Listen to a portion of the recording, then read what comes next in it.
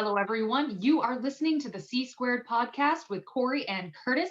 We are here today with another super awesome guest, Mo from Heart of Music Booking and Management. So, we're going to be going over what a booker does and all sorts of things involving touring and show booking. And he's going to be dropping some knowledge bombs on us today. So, before we get started, I do just want to say thank you so much for taking the time to join us today. We definitely appreciate you coming on the show. Yeah, thank you for having me. Oh, yeah. And so for the people who may not be familiar with you or what you do, you want to give just like a brief intro of who you are, what you do, the bands that you work with, that kind of stuff in just like the brief nutshell version of it. Yeah, okay.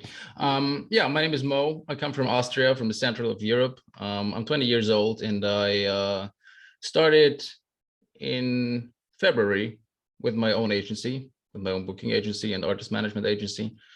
I came to do this, I think it was 8 years ago when I started to tour as a session drummer, actually, for a German band. And after drumming and touring a lot, I got to know more people. And then I ended up getting to know the owner of one of the, I think, biggest booking agencies back in the days.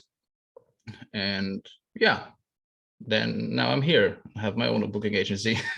So yeah, I work with just recently Hypocrisy and Pain from Sweden, joined my artist roster. I'm super proud of that. And I love Peter Pagtron so much. He is one of my favorite artists, so that's awesome.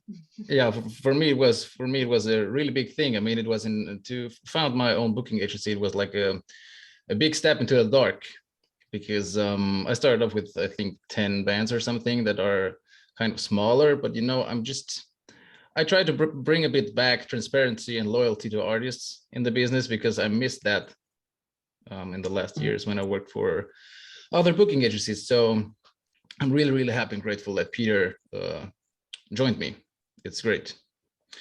And yeah, I mean, as a booking agent and as an artist manager, it's two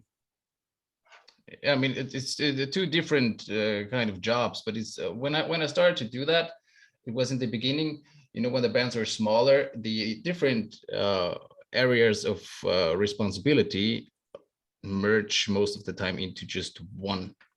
So there's one guy doing the booking and one guy doing the management. It's just one person, because there's not too much to do with smaller bands. So, and if the bands get bigger, then these areas of responsibility then get a bit separated. And yeah, so cool, very cool. I gotta ask you though, because you kind of touched just on this a teeny little bit, but how did you get involved in the industry actually? Because you said you started 8 years ago. So what was the actual? I started 8 years ago. I went on the first Nightliner tour, and my first tour ever as a session drummer for a German band. Fair. So nothing job wise, no earning money, nothing, just music and touring. And this tour led piece by piece to then playing in an Italian band, now supporting Cataclysm. And on that tour, on the last show, I met a person who changed my life then. Okay. And because I explained to this guy, I would love to live and work in this industry till the end of my days, but I don't want to be on tour for a living. Mm-hmm. Which then was obvious that I have to kind of get some kind of office job, but still in the industry. Yeah. And for me, I mean, and now it's what my artists, or at least what I hear that they appreciate about my work, is that I know their point of view. Mm-hmm. Because I've been touring as an artist myself. So I know what they need, and I know what it's all about, actually, not just money. Fair. Now, just to break that down just a little bit, if I'm prying too much, just let me know here. So, but how did you actually make the switch from being, the touring guy to getting involved in the actual administrative end? Because it's a lot different, right? So how does one kind of switch the roles over so where you're doing that? I think I never did. Fair. I think I'm doing both, because I'm still playing shows with my bands, I mean, it's a bit different now, just from the feeling, because Yeah. it's no hobby anymore. It's Yeah. my job now. But I think I just added it. Fair. And how long did it take you before you actually went full time?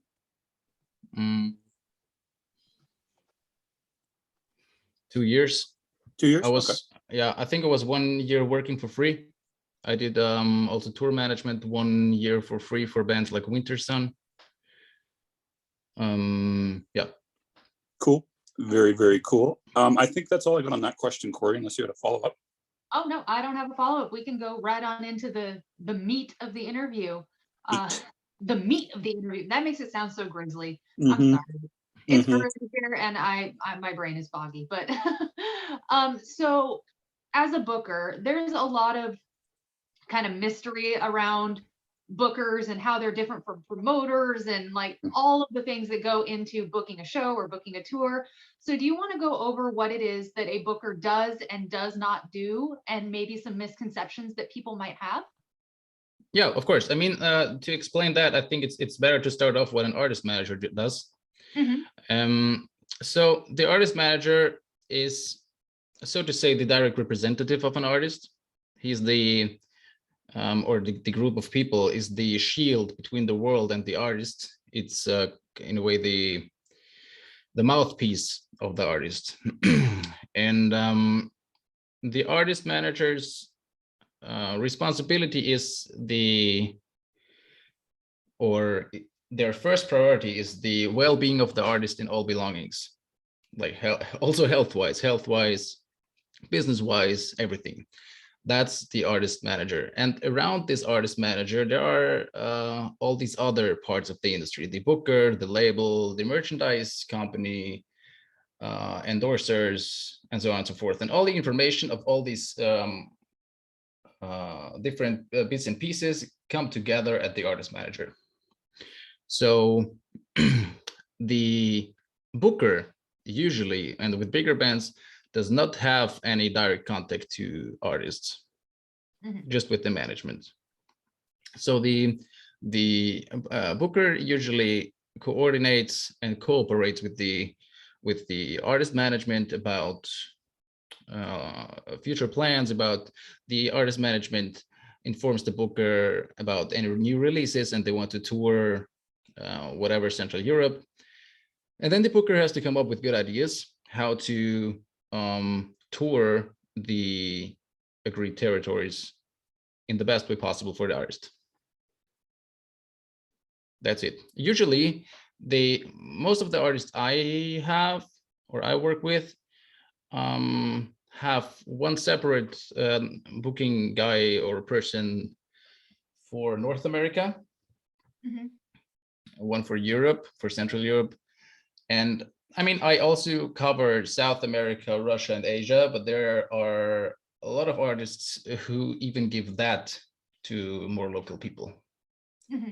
Because it doesn't make any sense for an North American person to try to book in Central Europe. Nobody will let you in.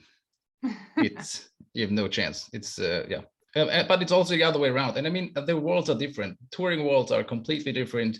Nightliner companies work different. And it's just better to stay on the continent where you are. In a way. So no, I totally hear you, because I actually manage a band that's based in France. And so because I'm in America and they're in France, it definitely gets a little tricky. So I definitely hear you there. Yeah, I mean, it's just like just looking at time. It's just to set up times for meetings and blah. It's a nightmare. Oh yeah, definitely. I'm usually up at 4 a.m. working with everybody who's in Central Europe. Yeah.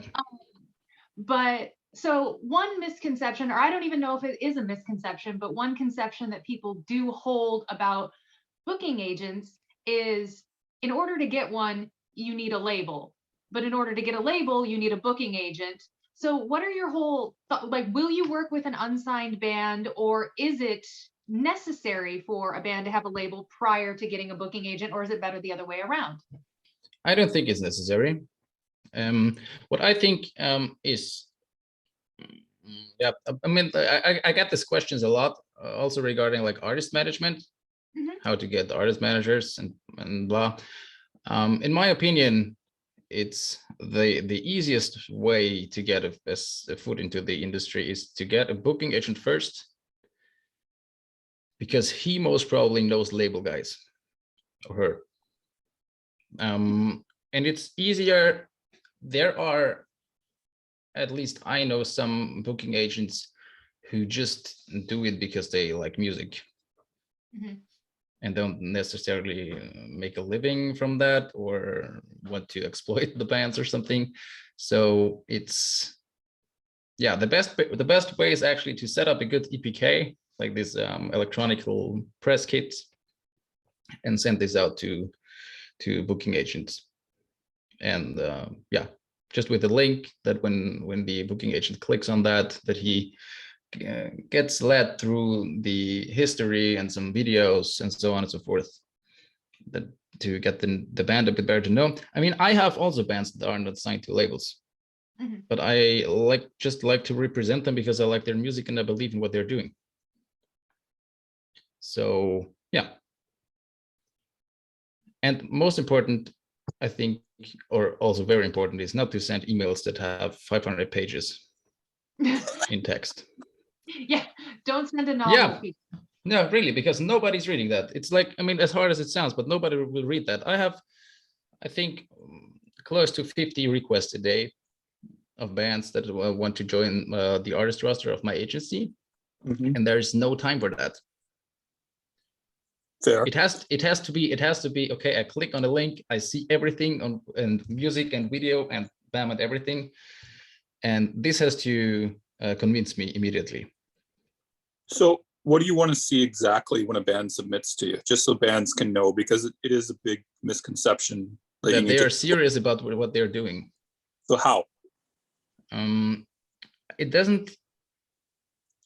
Most of the time, people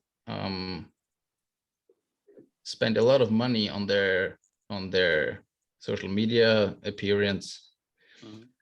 I mean, that's good, but I think that's more important for labels. I think labels are very, very much on, okay, their social media has to look good and so on and so forth. But for a booking agent, for me, it's yeah, it's hard to describe, and I just can speak for myself. But for me, it's just a feeling thing. When I listen to the music and see the pictures, I think there is you see it if the people are serious about what they are doing and are willing to give everything to achieve. So there's like a serious quality to it, but you can't quite put your finger on it.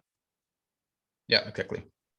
Cool. Do you want to see anything like past performance of like how well they've done in terms of sales at shows and stuff like that when bands submit? Yeah, of course. I mean, that's something that should be definitely included in that, but it's not the most important to me, because it's if you have enough money, you can play 1 million shows.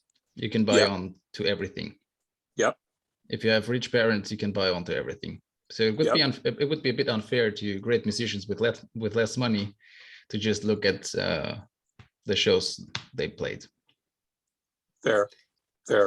So okay, so in addition to what you already said, so tell us exactly what would be the concise way that someone should submit their band to you, exactly, like the exact short thing that you want when someone submits to you. I would prefer that they just send me an email with hi, blah, blah, blah, Mortiz, we just saw that you have a booking agency. Please find below the link to our EPK. Looking forward to your thoughts. That's awesome. Very short, very succinct, just not really. And then I click on that link and then I see everything. Then most of the time there are like, okay, we're blah, blah, blah, 5 guys from I don't know where. This is our new stuff, our videos. Please treat this highly confidential. Looking forward to your thoughts.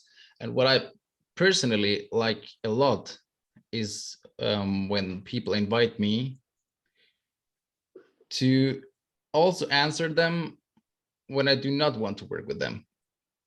Oh, okay.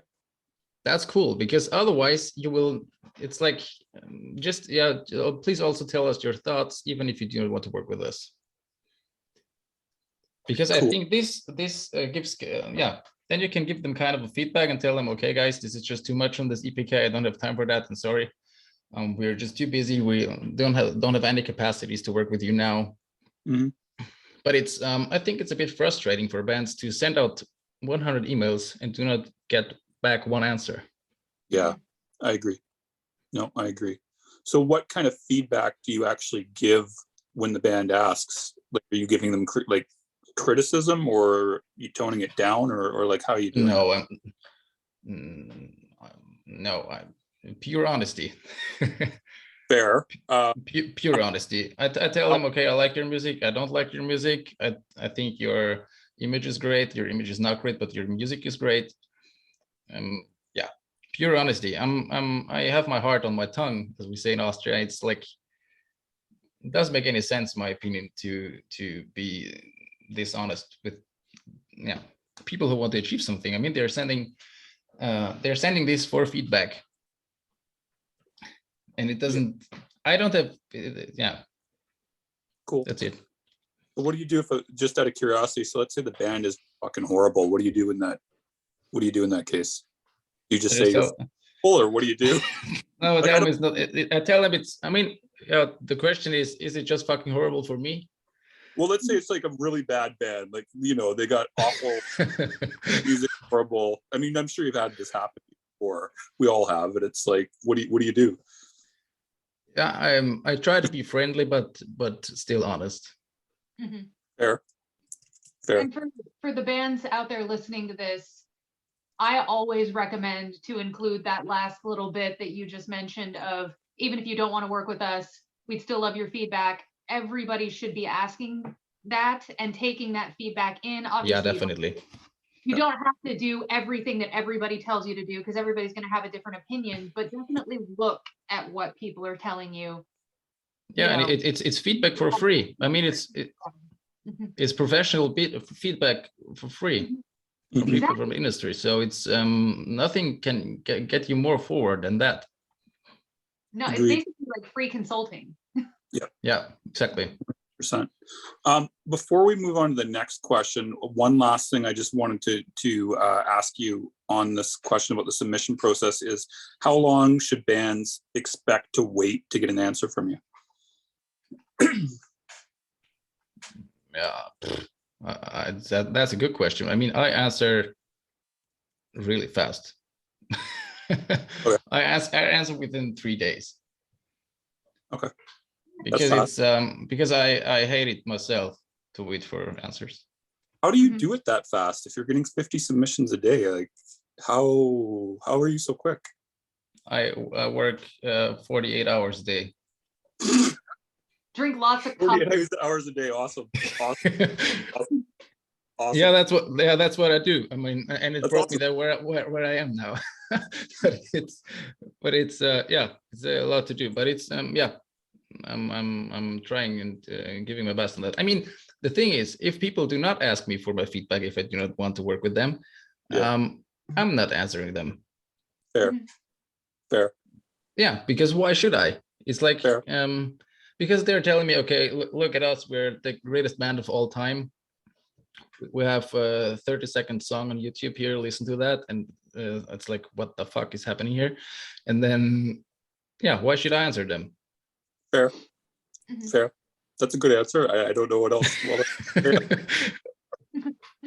Oh no, that totally makes sense.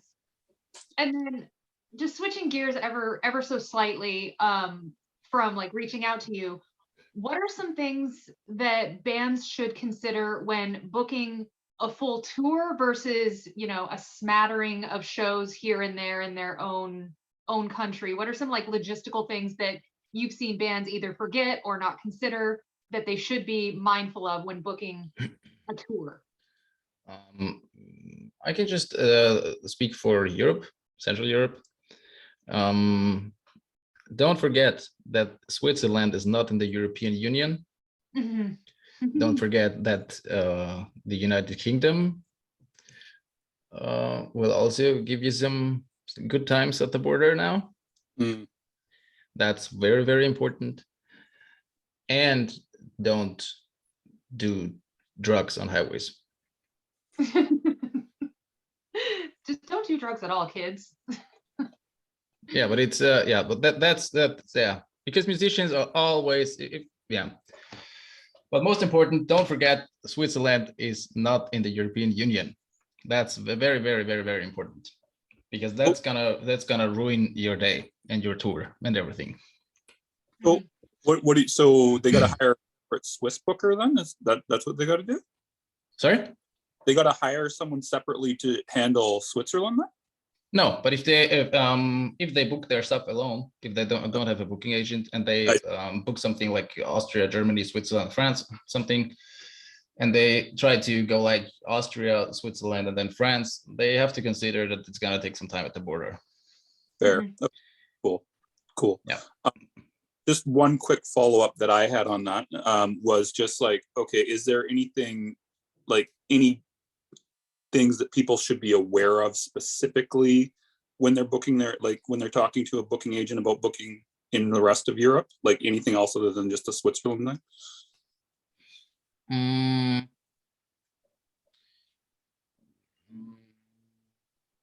I think very important, I mean, and I think now I understood the question correctly. Very important is that you have the deals with you when you go on tour. Yeah. That you get something from your booker, like that, yeah, a list of deals. Very important. Contacts of the not of the promoter, but of the representative on that day. Very important phone numbers. Cool. And yeah, and go through the deal details. Yeah, look at this very, very close.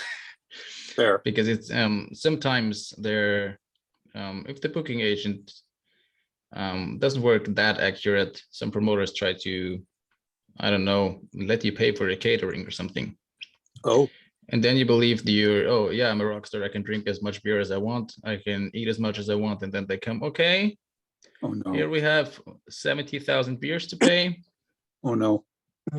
And then your beautiful fee, which is most probably not that high, but you would like to use for your bus and for gas and so on and so forth, is gone.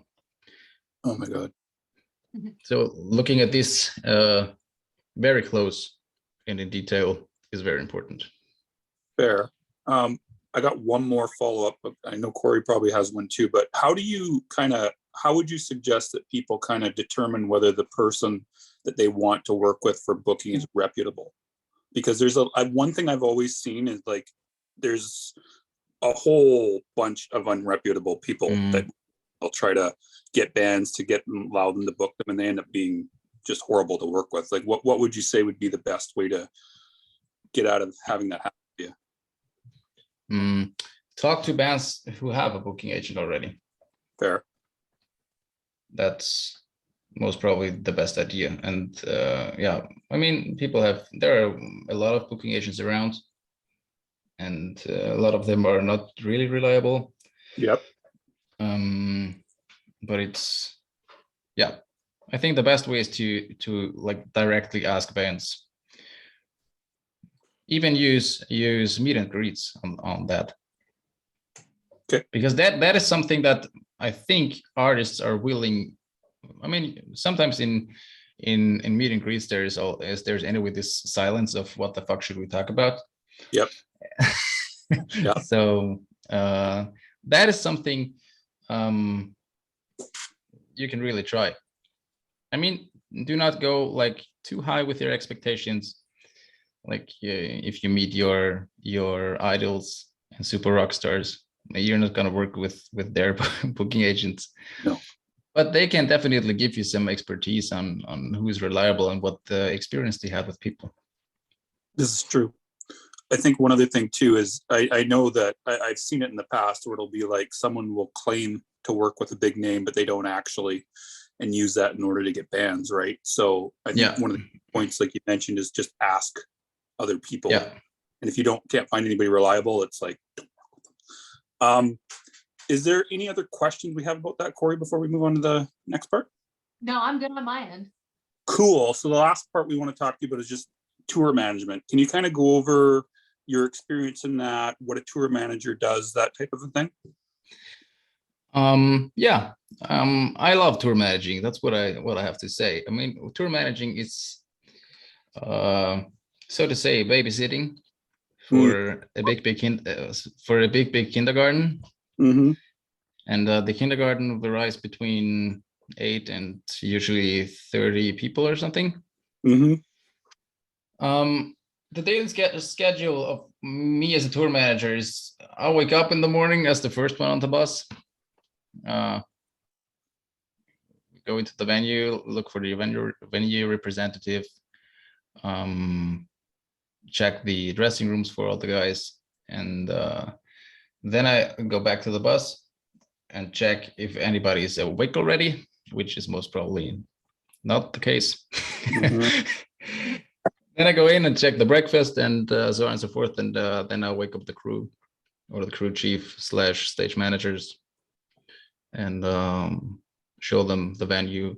And from that point on, usually the tour manager does not go into the hall, like in the room where the stage is. Tour manager is usually not that much during the day, because that's actually the job of the production manager or the stage manager, what is happening in there. And then taking care of the artists' well-being, if they want to go and do some sightseeing, whatever they need. If they need clothes, you need to get them for them. Looking what's up for the next days, what borders to cross, visas, and so on and so forth. And most of the time also daily repairing of showers. Repairing showers. Yeah, repairing showers and coordinate shower times. If the travel party is too big, I mean, we had this with Winter Sun. We had to put shower deadlines for people in the travel party, so when the band comes off stage, they have warm water in the shower. Because it needs to reheat, and if this, wonderful job. And then you try to bring this kindergarten back on the bus again, and then the kindergarten leaves in his kindergarten bus, and then I go to sleep. I'm the first one that goes to sleep. And cool. I highly recommend not to drink any alcohol as a tour manager. Not even one beer. It's like, let me ask you this: is that common, where it's usually the guy that's the tour manager doesn't drink or do any drugs or anything like that in the industry? At least they do less than the others. Fair. But for me it's a no-go. I found out if I do not even drink one beer, my brain just works more accurate, and it's especially in tough situations, as we had I did tour management for Moonspell and Rotting Christ in 2019. It was 53 days and 50 shows. Oh wow. People get a bit emotional through these days. I'm sure. And you need to be like really, really, really clear in your mind to avoid any troubles. Fair. Because we have been 24 people on the bus. That was fair. But then it's no, you should not drink any alcohol. You should be just sober and super focused on what you're doing, because then it's possible to people who are like emotionally not, who have up and downs in a way. Yep. You can control them a bit better, and you can help them to solve their conflicts. Fair. You're like the referee kind of, in addition to everything else. Yeah, and you're the buffer between them. Yeah. It's like the people then, although they're like, one is sleeping in the upper bunk and one in the lower bunk, although they sleep like 30 centimeters away from each other, they do not talk to each other. Yep. They just talk "why are you?" and then it's like you need to be really, really clear on everything. So fair. That's at least for my part. No, I understand totally. Do we have any follow-ups on that, Corey? I don't. Do you? I don't. I think we're out of questions, so I wanted to see if you had any more before we end off. Everything good. I think that was everything I can tell you about me. Cool. All right. Well, then we'll wrap up then. So thank you very much for coming on, and we're going to have you back at some point because there is probably a lot more that we can ask you at some point. Yeah, I have a lot of beautiful tour stories. We want to hear them. Dedicated to tour nonsense that happened. Exactly. So with that, we're going to end off. Party on, Corey. Party on, guys.